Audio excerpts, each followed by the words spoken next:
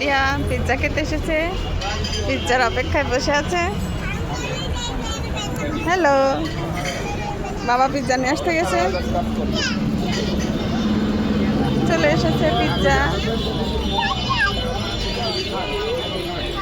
আমরা এই রিস্ক থেকে আগে উঠতে হবে।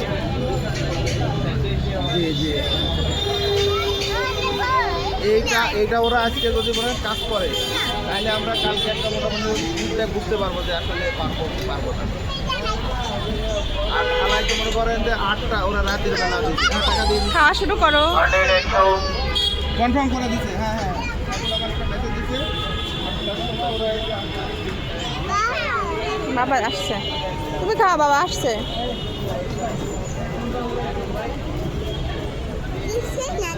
দিবে বাবা, আসে দিবে।